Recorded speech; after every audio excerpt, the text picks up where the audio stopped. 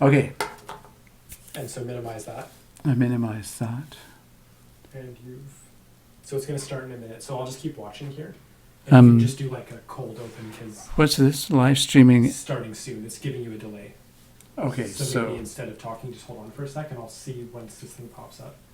And maybe once it pops up here, then you can start talking. Okay, live streaming is starting soon, it says. And good job, you noticed about the... Yeah. Well, I would have heard it on this. Or not heard it. Okay. Anything starting soon? Nothing's come up automatically yet. Okay, so do I click on this? I clicked on it and nothing happened. Go back to your OBS software. OBS, yeah. And it is a... Did I click? Yeah, no, you're fine. Everything's good. Did I click on start streaming? Yep. Are you sure? Yep. So I should be streaming. Oh, but we did get the message saying that streaming will start soon. Okay. Okay, what? You're good to go. You mean... I mean, you're live now, so... You can see me on there? Yeah. Okay, I've got my producer up to the side here, because I've got a screen and all I get is a message saying live stream is starting soon. So how do I get to see what people watching will see? Refresh the page. How do I do that? Here. Click. Nope. Just right there. Right, my fingers. That? To the left. That? Yep. Okay, so that's it. And And click then on that. click on that.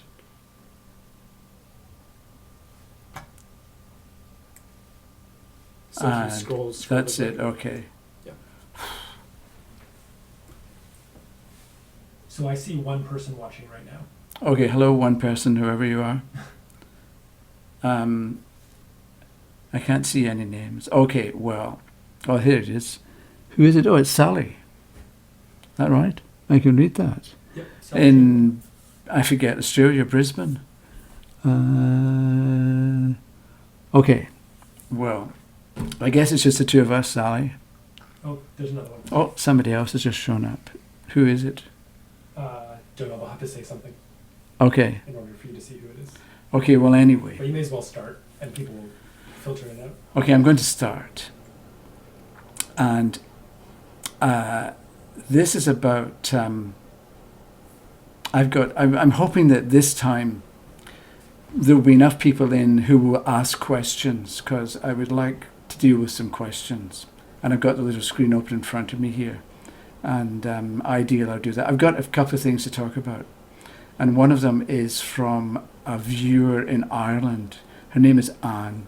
And I wasn't going to give the name, but there's so many Annes in Ireland, it's unlikely that strangers will know who she is. Because she had sent me an email about a 7-card spread that she had done, right? And she wasn't quite I don't know if she was sure. She asked for some comments on it, so I thought, okay. And I thought this time I would look at this 7-card spread that she did. And even though it's for Anne and not for you, I think I like to try and make things useful for people who are not directly involved in the question or the answer. So I'll talk a little bit about 7-card spreads, and I don't actually like 7-card spreads much. I like past, present, and future using 3, 5, 7 cards, and I like yes, no, and I like the Celtic Cross and the horoscope spread. But I find that a lot of spreads that people make up are really, really difficult to read. And I think that can be why people create a spread or they design a spread for a particular question. You know, like if it's a question about a relationship, what do I bring to the relationship? What does the other person bring to the relationship? What's in it for me? What's in it for the other person? Where do we disagree? And things like that. And it seems to make an awful lot of sense when you come up with the different positions of what you want the different positions to show. But I find they're really, really hard to read. So anyway. Is it working? Yeah, Okay. everything seems to be good.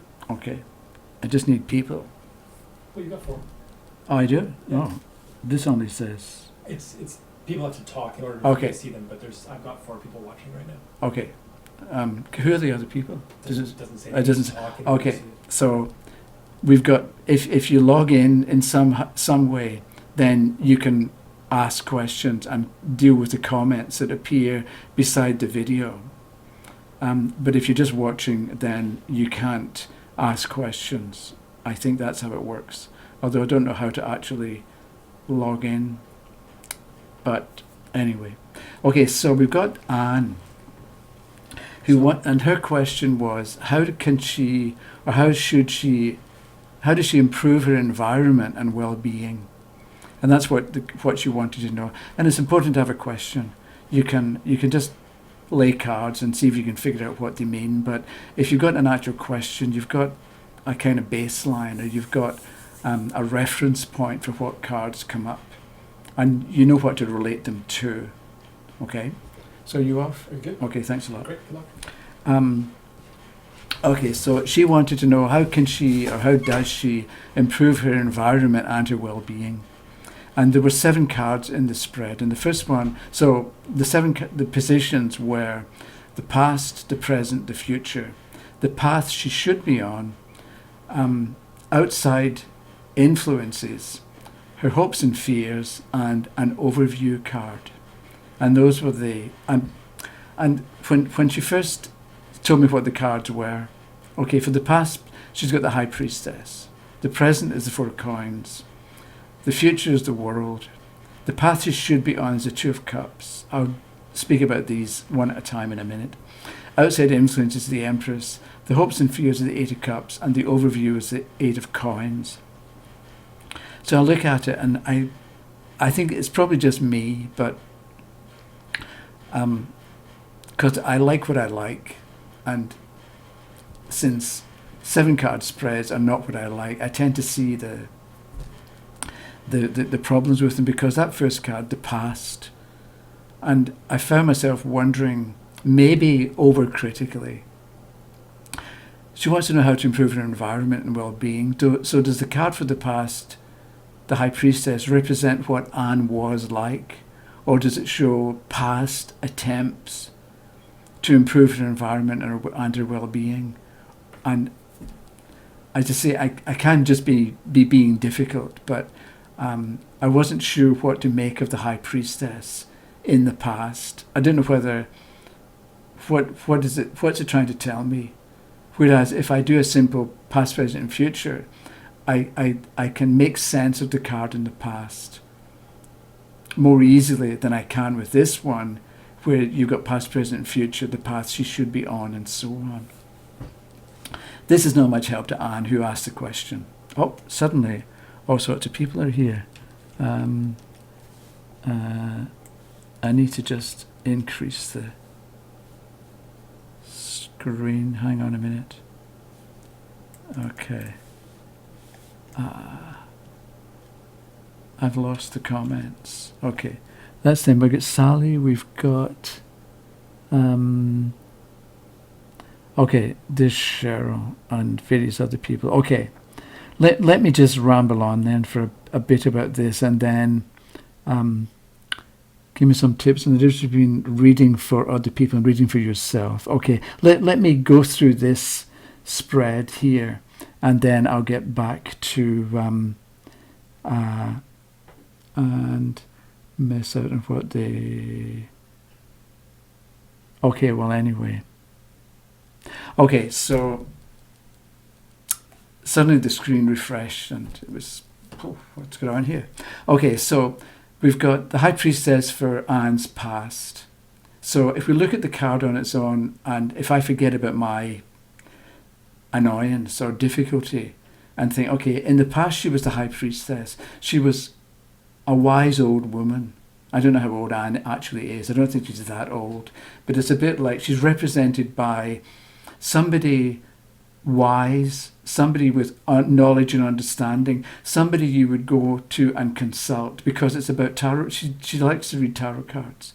So maybe this is Anne in the past, that she was a reader, but maybe she wasn't that accessible, right? Because if you think about the high priestess, you don't get a bottle of wine, a couple of glasses, and go and visit the high priestess. Probably, right? You approach respectfully, I think, because it's dark in the image for the high priestess. Speaking of which, it reminds me that I had actually picked out the cards and I was going to hold them up. There's the high priestess. Can you see that? Okay. So it's dark and it's kind of peaceful, and there's an air of respectability about the particular card, I think. Okay, so that's let's say is Anne in the past. But I wonder about she's saying how can she improve her environment and her well-being, and it seems to me, if you're the high priestess, what's wrong with that being the high? Why would you want to? How can you improve on the environment of the high priestess? And how can you improve on the well-being of the high priestess? Because she's healthy and peaceful and relaxed and wise. How can you improve on that? But because of later cards, it seems to me maybe she's on her own as well. So maybe she was feeling a bit separate from people, right? Because she is the high priestess. Okay, so in the past, she's the high priestess. And that we'll come back to when we look at the card for the path she should be on. The present position is the Four of Coins, and that's this one, right? You've got the person sitting with a coin above the head, a coin here, and 2 coins below their feet. And this seems to be a card of stability. And not that open to change, okay? Only because the person's sitting there and seems to be holding tightly onto what he's got. So it's as if this person is quite fixed, I would think, looking at it. Fixed and careful and has already figured out what's going on. And so maybe the person represented by the Four of Pentacles, and maybe Anne's situation is that she's not in a rut, but that she's clear and settled in what she cares about, what she believes, what she does, what she thinks. And that can be why maybe she senses that it's time for something different or time for something new. But if you're represented by the Four of Pentacles holding on like this, what do you do to introduce new energy into the situation or to attract new ideas and improvements in that way into this current situation, into her environment and well-being? And maybe that present card is what you'd look at to get an idea of what caused or what motivated the question that was asked. So maybe with this spread, you start with the present card, and in the light of what is shown by the card for the present, you figure out why the person's asking the question. Okay, so we've got the past, we've got the present, and the card for the future is the World, number 21, right? You know this one. Good card, optimistic, positive. And I didn't ask Anne. I had a couple of emails back and forth, and I forgot to ask her. I realised as I was setting up here, I forgot to ask if she uses reverse cards or not.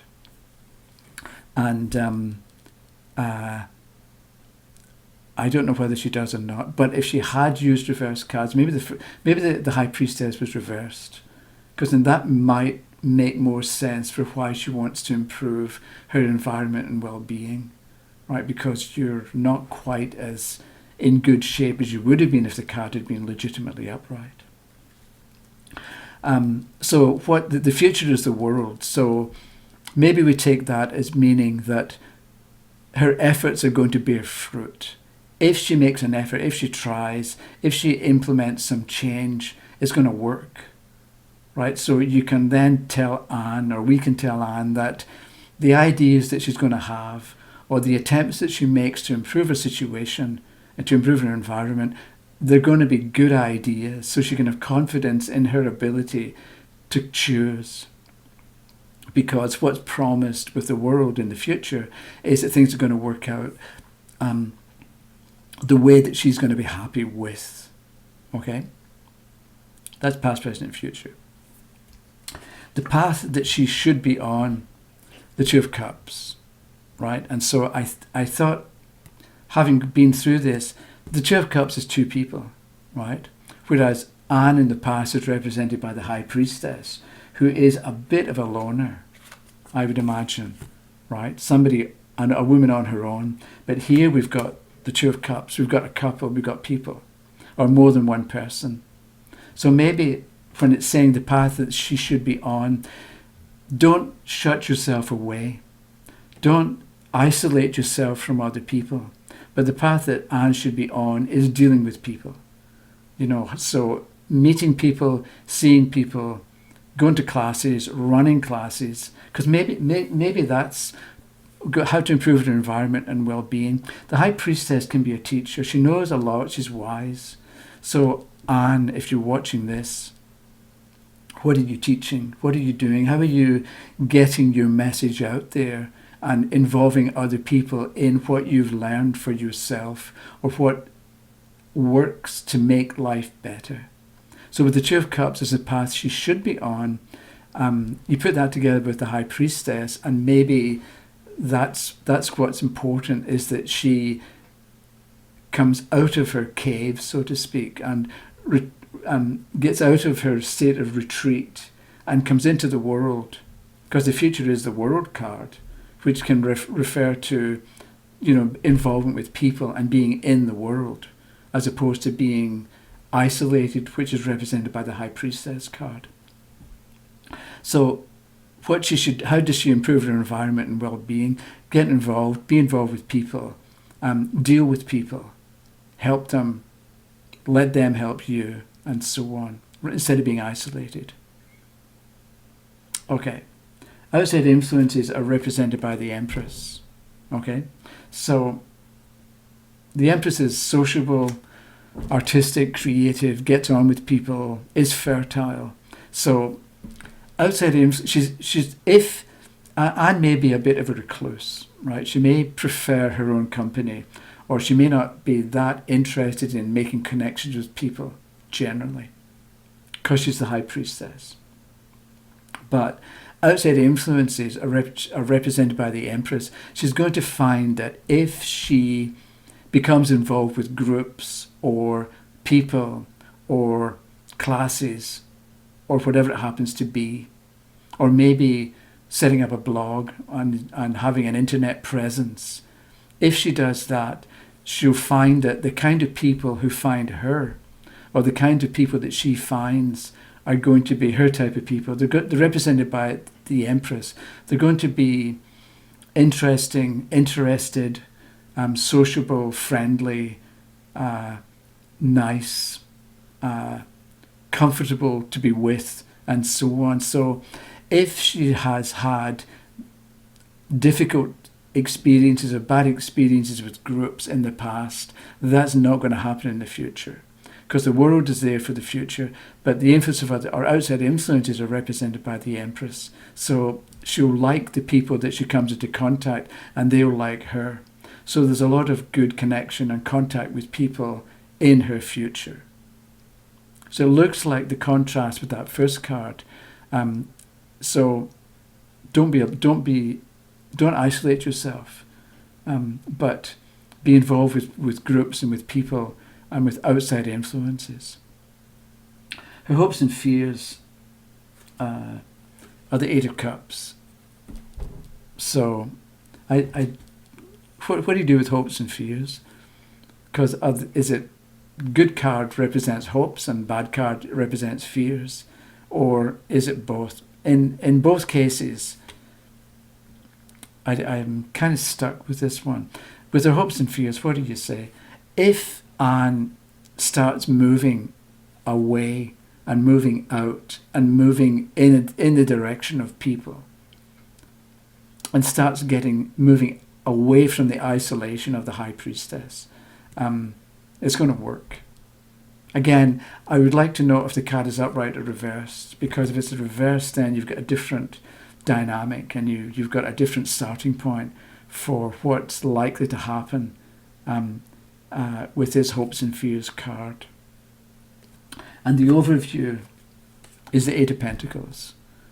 I don't know what the overview is supposed to be, But if you look at the card, this is a card of the Apprentice. So there's a contrast between this overview card, the card of the Apprentice, and if I can find it here, the High Priestess. Because the High Priestess is quite expert in her own way. But the Apprentice is, the Eight of Pentacles is the apprentice who's learning. Right? So you've got, each coin represents something that's been created or made or learned. And the apprentice here is hanging it up and letting people know about it, or selling it, or doing something with it, and then working to maybe to make it better, or to improve upon it, or to do something else, right? Because there's 8 pentacles. So maybe the overview is the 8 of coins here. So the overview is work at productive activities, we can say. So maybe it's saying, instead of waiting for things to happen to you, think about Pentacles is money, but I keep saying, in many ways, Pentacles is more interesting and more correct if you think of it as values. So what does the person care about? And so with the 8 of Pentacles as the overview, when Anne knows what she wants and the direction she wants to go in, when she chooses, it'll happen. But if she waits for things to happen by themselves, and if she sits passively waiting for stuff to develop, it's not going to happen. Because we've got the apprentice with a chisel and a hammer, the apprentice is actually working away at stuff and isn't just waiting for good times to happen. Right, so it can be that the overview is that Anne has to take an active role in the future that she wants, in improving her environment and improving her well-being. So she identifies what in her environment could do with being improved. And once she knows what could be improved or what she would like to improve upon, then she takes action in that direction. And when she looks at her own system and her own state of being and well-being, and decides that what she wants to do or what she would like to do that she thinks would make it better, and because we know from the World card that her decisions will be good ones, then once she knows what she ought to do for herself, or what would make good sense for her to do with herself, she goes out and does it rather than waiting. And I want to say this one thing about it's kind of, it doesn't relate in some way to this, but I just want to make the point that we get to choose what we want in our life. We're not just pawns in somebody else's game. We're human beings are capable of great stuff.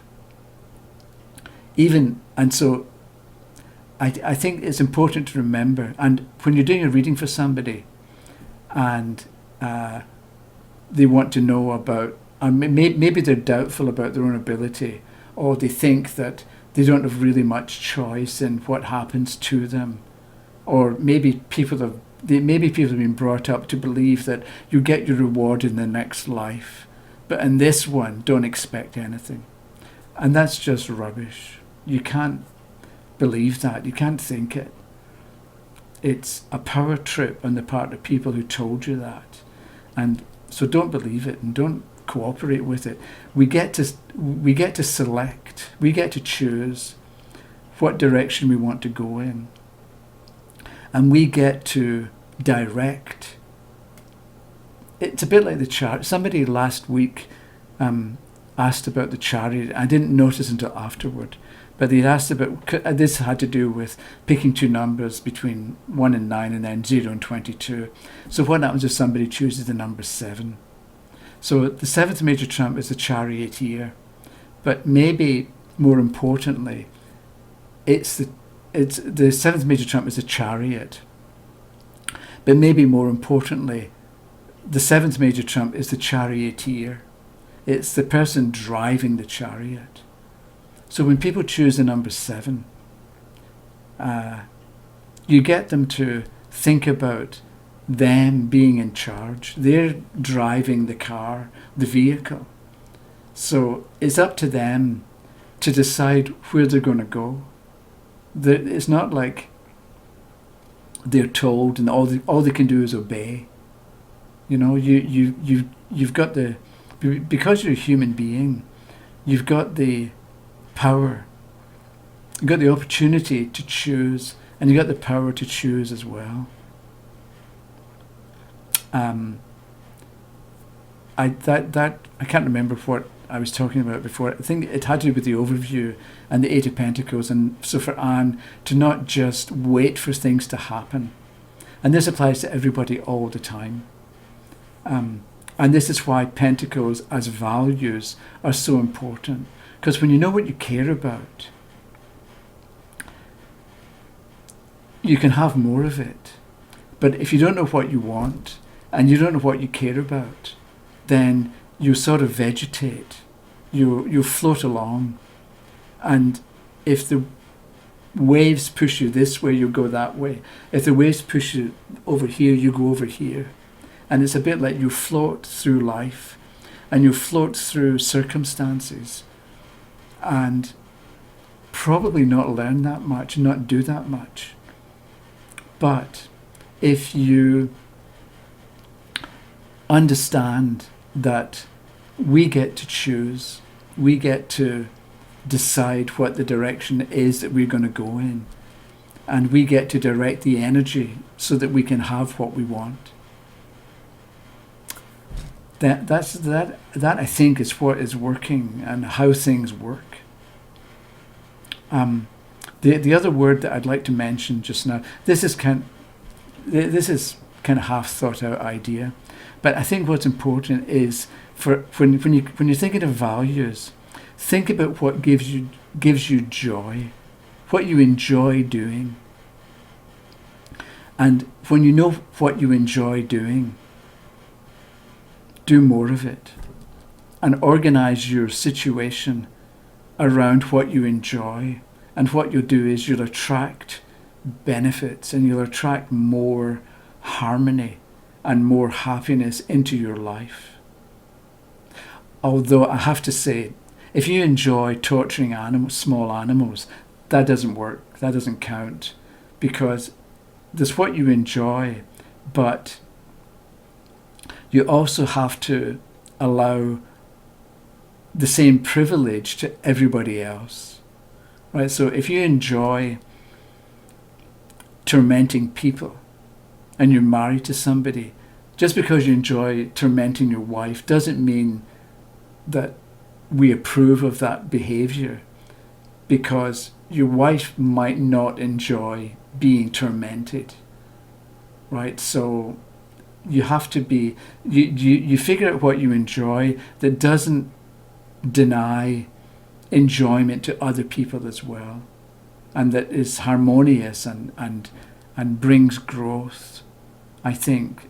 So when you know what you enjoy, do more of it, and it's a bit like you're more in harmony with your overall purpose, and you live more fully, and life is better. Okay. Let me peer at the screen here and see if anybody has said anything. If you ask a question to Tarot, I'm just going to the top of the screen. Okay. So could you show the card spread? I think this way would be, okay, I can't show you this card spread. It was 7 positions, or 7 cards, and I don't know whether it was in a horseshoe spread, it might have been.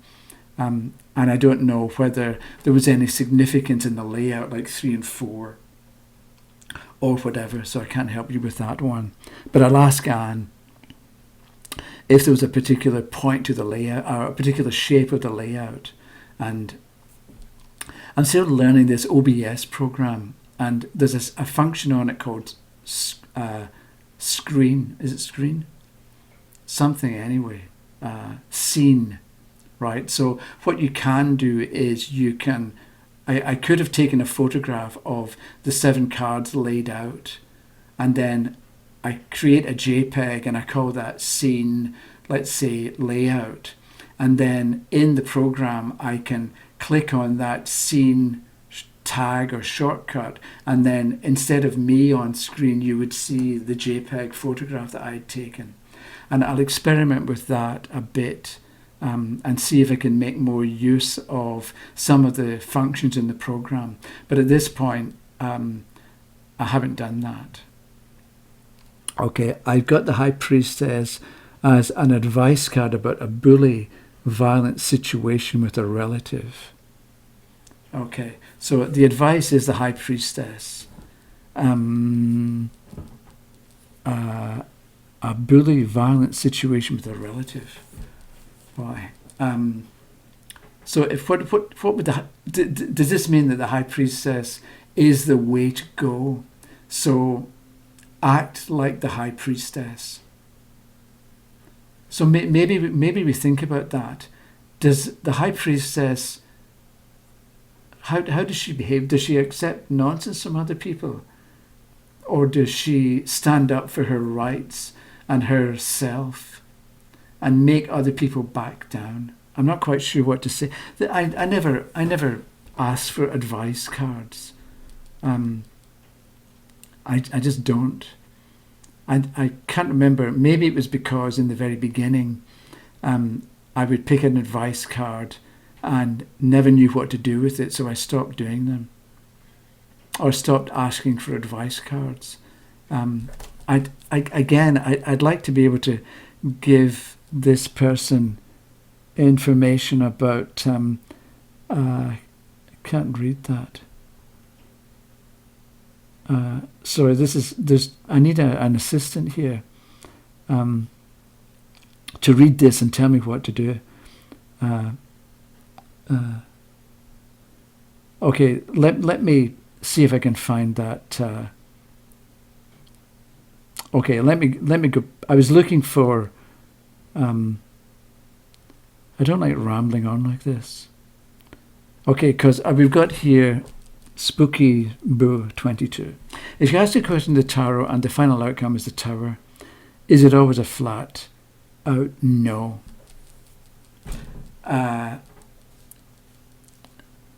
Okay, the Tower is a bad card, we can say.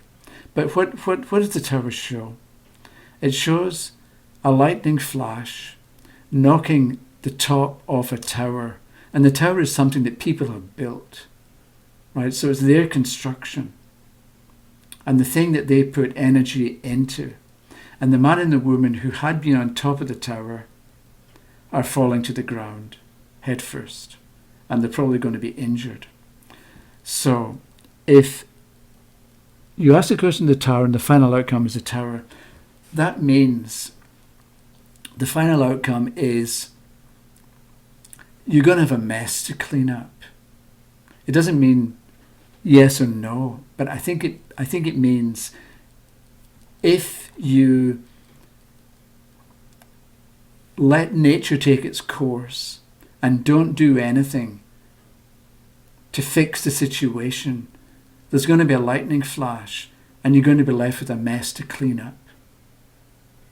Whereas if you look at the situation and dismantle it or divide it into its individual small parts and fix up and clean up the individual small parts and then reassemble everything, you won't have a mess to clean up. So I think with the Tower at the end of a reading, it depends how we understand the tarot to work. And I think what's happening with the tarot is, let's say you ask the tarot a question. I think you already know what to do. There's some part of you, some part of each of one of us understands what's going on, what to do, how to go about doing it. And we are talking to ourselves through the symbol of the tarot, or the symbols, and through the cards that come up in a tarot, in a spread. So if you get if the questioner gets the tower at the end of the reading as the final outcome, they're telling themselves, I can either do nothing and clean and take ages to clean up a total mess, or I can recognize where the problems lie, or where the faults are, or where the weakness is. And if I do something about it now, I may still have a little bit of annoyance later, but it's not going to be a total mess that can take me weeks or months to clean up. So in your own self-interest, you should, or you benefit if you look at the situation and see how it can be fixed, or how it ought to be changed, or how it can be rearranged, so that when it falls apart or when it breaks down, it doesn't fall apart into 1,000 broken pieces, or it doesn't break down into something that's going to take months to repair. Right? A stitch in time saves 9. Mottos. Maybe that's the part about the tower. So with the tower as the final outcome, a stitch in time saves 9. So get your questioner to think about what they can be doing now and in the immediate future to save themselves an awful lot of problems and difficulty later. So I gave you examples there of the tower. When you, this is from my position and what I've learned and what I know and what I think, but this is how I would explain it. But remember your own explanation. This is the thing about the best way to learn something is to teach it. So if you want to learn the tarot, figure out how you're going to teach it, because it means that you make yourself, you ask yourself questions like Spooky Boo did there. Like, if you get the tower at the end as the final outcome, what does that mean? So you ask yourself hard questions, and you take the time to figure out what your answer would be. And by imagine you've got this student or bunch of students. You may actually have a student or a bunch of students who ask you questions. But if you're on your own and you don't have any official student, create this fictitious student called Bill or whoever. And get this student to be really annoying and to ask you really difficult questions, or really annoying questions. So if you say things like, well, the tower is difficult, then be Bill and say, okay, what do you mean difficult? Difficult doesn't tell me anything. And harass yourself and be hard on you and make yourself be specific. So Bill says, okay, what do you mean by difficult? And you say, well, difficult is something that ends up being worse than it needed to be because you didn't pay attention to it earlier. And then have Bill say, come back at you with that, with an answer to that, and maybe Bill will have to say, that makes sense, because you've given your student or your audience a clear, concise, sensible answer, and there's not any hole in it, there's no weakness in it, so the person can only say, I see what you mean. And then maybe you come up with a motto, or maybe you think of a quote or a line from a song. I usually use this with the wheel card, but I couldn't help but think of Bob Dylan again. So with the tower, the people falling out, there is a line in Idiot Wind where he says, you find when you reach the top, you're on the bottom. And I usually use that with the Wheel of Fortune. Right, because a wheel goes round and round. So you do find when you reach the top, you're going to be on the bottom as well. So but the people falling out of the tower, maybe that. But it's a lightning flash. It's a much stronger. Lightning is pretty powerful, right? So the problem, or the force that causes the problem, in the Tower card is lightning, right? So you're dealing with somebody or something or an organization that's an awful lot stronger than you, right? Because it's a lightning flash. So understand that you're up against an unequal difficulty. And that can be why what you do is you look at your situation, you identify the weaknesses or the weak spots and fix them up, strengthen them, so that even if the lightning flash does come along, it doesn't cause that much damage. I'm thinking as well of earthquakes in Japan, which has a lot of earthquakes. Nowadays, new buildings are built to withstand severe earthquakes, and they don't fall over. So even when you get a force of nature like an earthquake that you would expect would cause extensive damage, because the Japanese build their houses with earthquakes in mind, there's a certain amount of damage, but you don't get apartment blocks falling over, as happens in other parts of the world where they just build with no thought to earthquakes or natural disasters. So maybe that's what you deal with the Tower as well, that you tell the person, you're going to be in an earthquake, so not a literal earthquake, but you're going to be in an earthquake, so make sure you set things up so it can handle or withstand sudden shocks. Okay, I just wonder. Oh, I've lost it again. Okay. Okay. If you ask a question, the Tower, okay, is always a no. Okay. Sorry, I can't. Okay.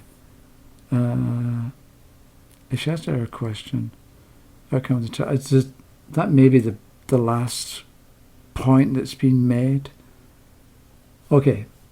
More comments below. Tell me about Temperance reversed. Okay.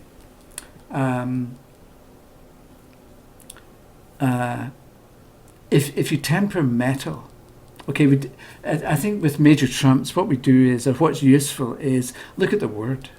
So if you get the Magician, you're dealing with magic. What does a magician do? They get you. They use their hand to get your attention over here while they're doing something over here, and you're focused here, so you don't notice what's going on over here. And that can be what the magician represents. So the magician is tricky. If you're the magician, that's one thing, but if you're on the receiving end of the magician, that can be awkward. So it can be good as well to think about the title, the name that's given to the card. So Temperance. There used to be a temperance movement in the United States when they banned alcohol. So Temperance, their motto was like moderation in all things, right? It was a temperance movement. So you don't just go out and do things to excess. Some things you just don't do, but other things, if you do it at all, you just do it a little bit and you don't get carried away. So with Temperance reversed, you do get carried away and you ought not to. Or you don't have any self-control. Or there's no... Do you know the worst film of all time? There are quite a lot of them, but I happened to see... I was watching Netflix one night. The Wolf of Wall Street. It got great reviews, and I thought, Martin Scorsese directed it, and Leonardo DiCaprio was in it, and it's terrible. It really is. And I found myself watching it thinking, why did anybody even make this stupid movie? Okay, so there's scenes of Wall Street stockbrokers, and they just go wild. They've got drugs and women and they're drinking and the whole bit. And that's like the opposite. That's like temperance reversed. You know, even the people in charge are out of it and not acting responsibly and so on. So temperance reversed can be that kind of situation that you're dealing with, where there's nobody in control, or there's lack of self-control, and so on. There is no tempering of emotions or tempering of behavior, right? You just sort of go wild. But temperance can also be, if you temper metal, and I always liked this, if you temper metal, you burn. I used to work I had a student job once or more than once, in Colville. It's a British Steel Corporation in Glasgow. And we used to go in the summer job, and you'd work in the blast furnaces, and they would melt iron ore, and they would add in chemicals and stuff, and they would thousands of degrees Fahrenheit. And then the reason for all the heat and the chemicals they put in there was to burn off impurities and turn it into steel, which was strong and it could bend and it could last forever, right? Because iron is kind of brittle.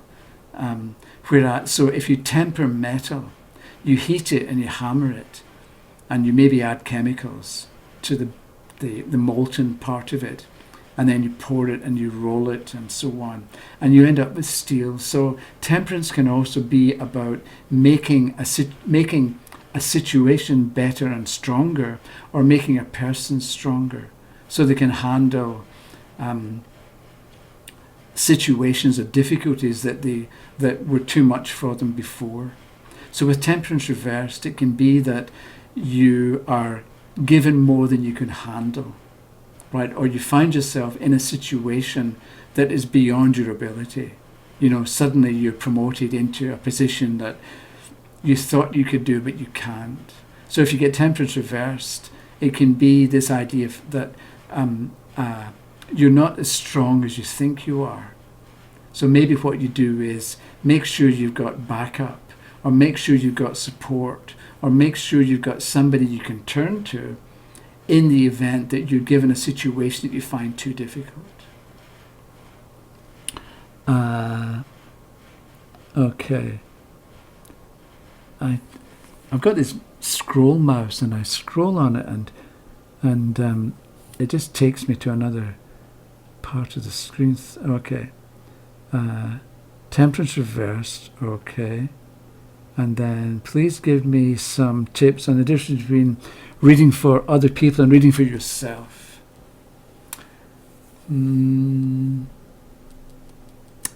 That's a good question.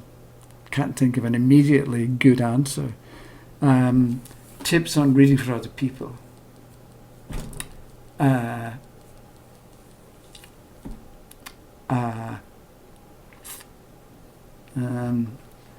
I need to think. Tips on reading for other people. Okay. Here we can do this. So I hope you can see this. I've got some of the cards here. When you read for other people, the Four of Cups reversed. When you read for yourself,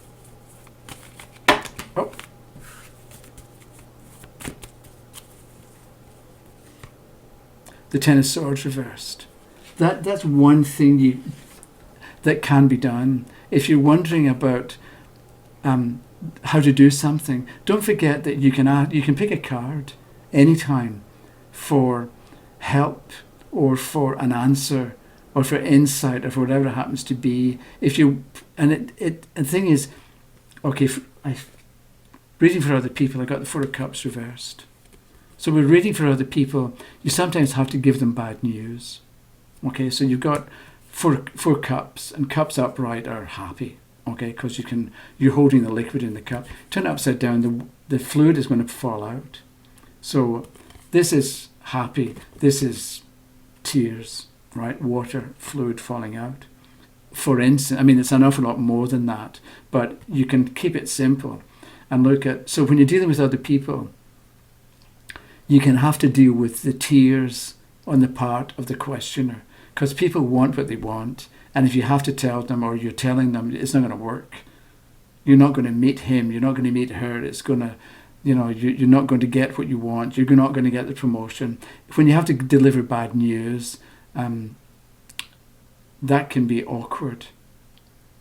So you wanted tips on the difference between, okay, what do you do with the Four of Cups reversed? That's the kind of thing you can think about.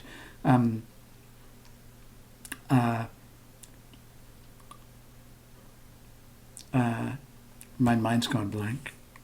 Okay, if this was reading for other people and get the Four of Cups reversed, let me look at it. It's always a good idea to look at the card.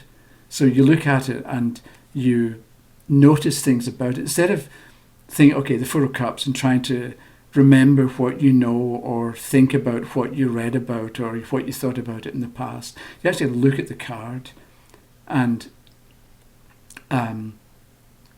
with other people, you need to get them to see what they don't want to see, right? Because the person's sitting there looking at the Three Cups here, but the hand is emerging from the cloud holding a cup.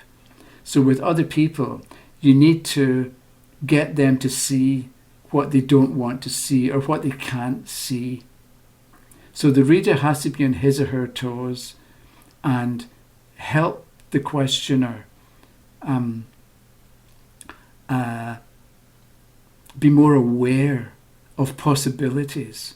And that's the thing about reading as well. I think that I mentioned last week about knowing how to write. The reader ought to know how to write a resume, or what makes a good resume, and have some ideas on how to get noticed if you're giving a resume to a company.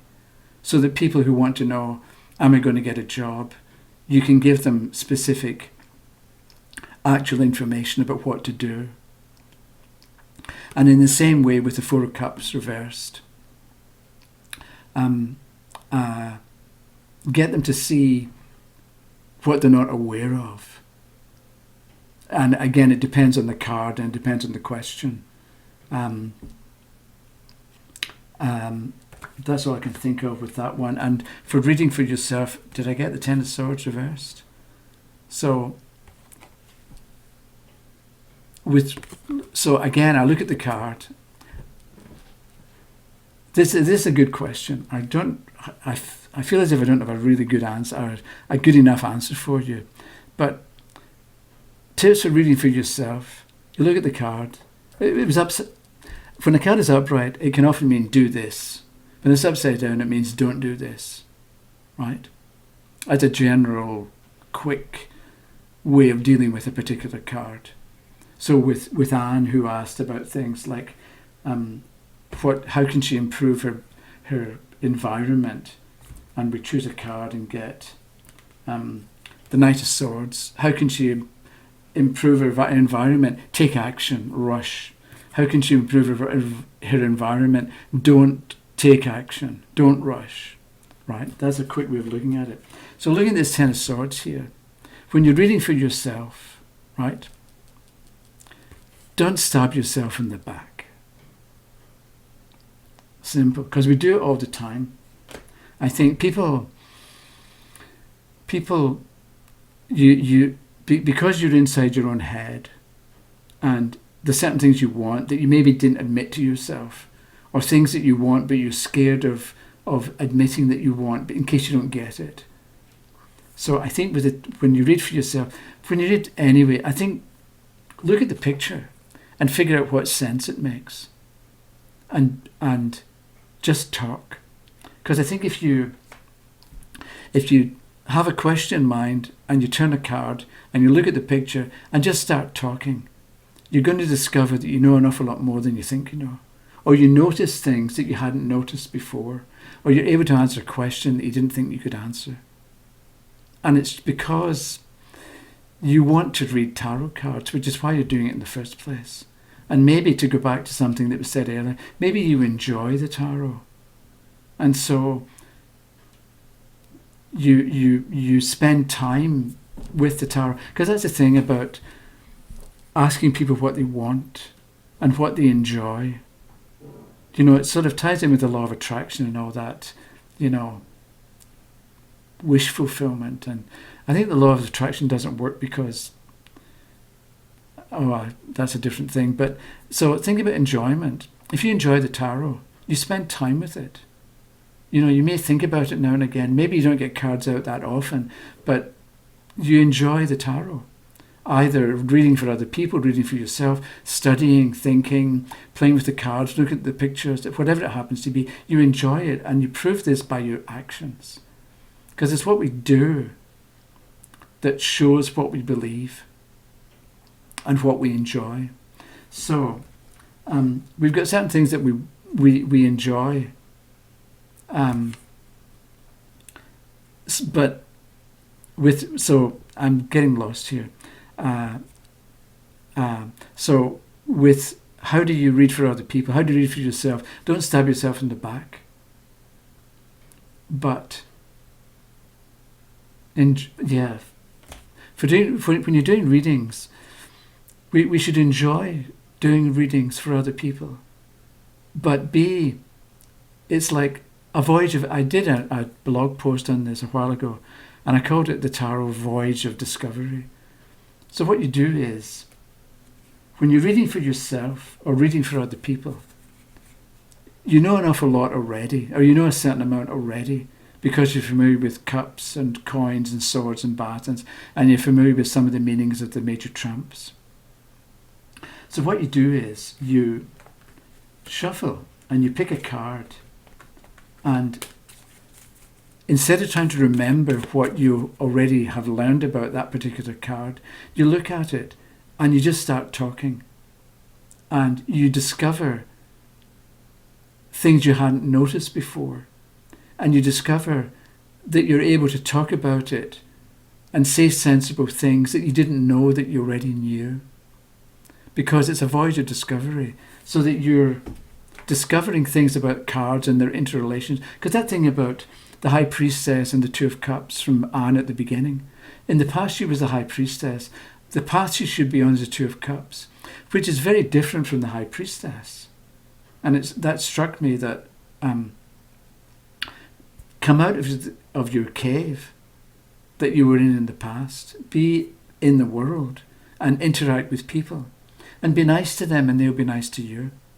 And cooperate with them and join together with them and exchange with them, exchange ideas, exchange stuff, right? Because that's what's going on with the Two of Cups.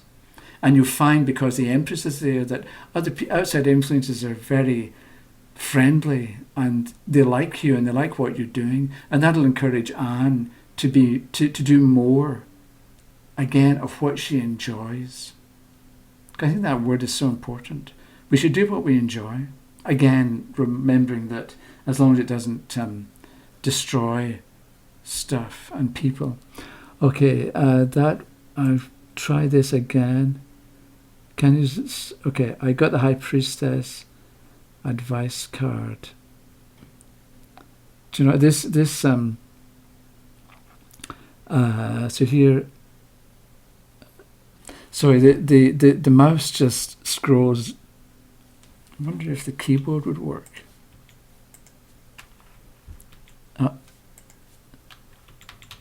No, it doesn't. Oh. Okay. Do you think decks have a personality? Do I think decks have a personality? Okay, I think people have a personality. And people see their own personality in the deck that they've got.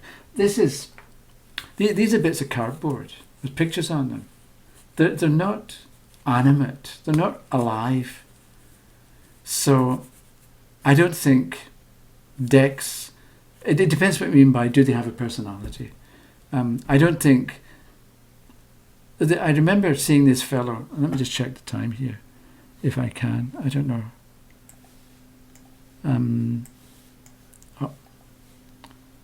Now I've lost the screen.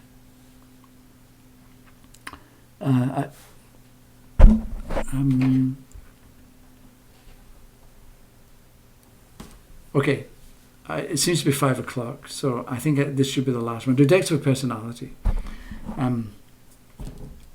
I saw this fellow, and he recommended that you take the deck and you spread them flat in front of you, and then you hover your hand over the deck, over the cards, face down, until you feel the energy of one of the cards, and that's the card that you pick.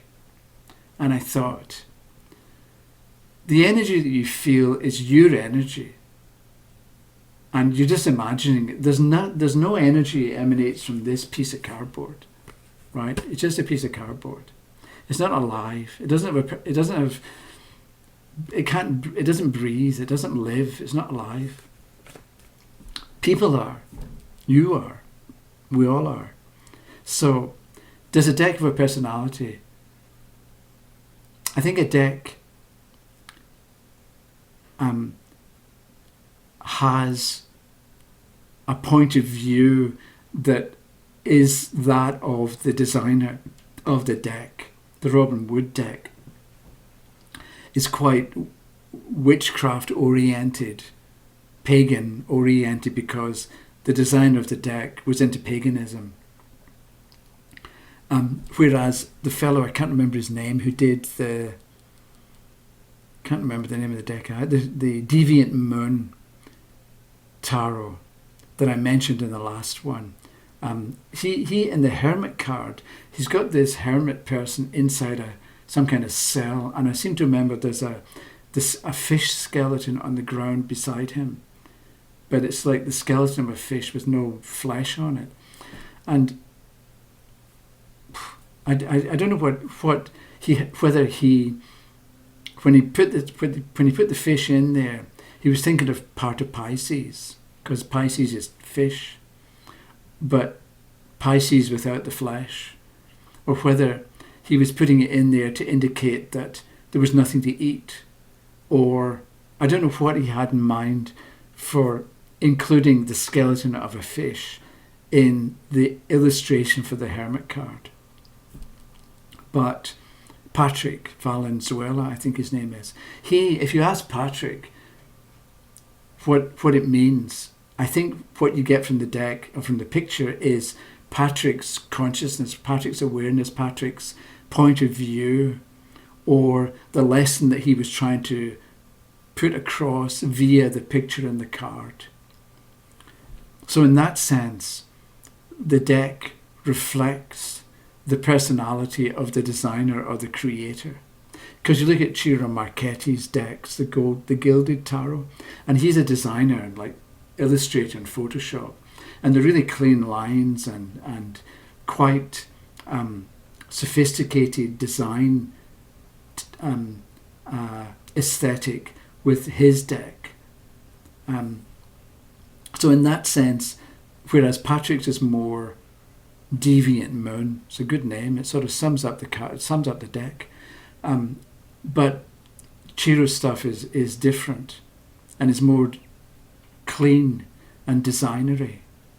So in that sense, I think decks reflect the aesthetic or the understanding of the designer, but I don't think a deck has a personality. The deck itself doesn't have a personality. I think the reader, the reader's personality is shown in the deck. So that means that if I look at the Tower as being a situation that if it's going to break down, you've got a mess to clean up. So clean it up now before it breaks down, and you get less to clean up later. But your understanding might be that, let's say the Six of Swords represents the possibility of a situation going wrong and turning out badly. So what you do is you adjust yourself or your position so that if it does go wrong, you're in a position where you don't suffer the consequences, right? From the Six of Swords showing the people moving away, or the woman in the child moving away, ideally to a new shore, a new situation, right? So if if the two of us have to give somebody an answer, and we're both going to tell them, clean up your act now, rather than be faced with a mess to clean up later. I might get the Tower card, so that would prompt me to say, clean up your act now. Whereas you might get the Six of Swords, that would prompt you to say, rather than wait for things to fall apart, start taking steps to move in a direction that's going to be more compatible with what you really want, and you won't have to clean up a mess. So in that sense, the deck has a personality, but I think what's going on is it reflects the understanding and the worldview and the point of view of the reader. Okay, it's after 5 o'clock, so I think that's it for the moment. So I'm about to switch over to the program that I use, OBS, forget what it's called, and I'll stop streaming. So I'm going to do this again on Saturday at 4 p.m. Eastern time, so it's 8 o'clock on Sunday morning in Australia, and it's 9 p.m. in the UK, and it's 1 p.m. on the West Coast, and various other times elsewhere. So I'll see how it goes. If there's anything you want me to deal with, I'll talk to my son about this whole keeping track of things. But if there's anything you want me to deal with, send me an email, bllntr@yahoo.com, and I'll deal with it then. So that's it for the moment. Thank you for tuning in. Have a nice, week, few days. And that's it. I'm about to click stop streaming, so I'll see you next time.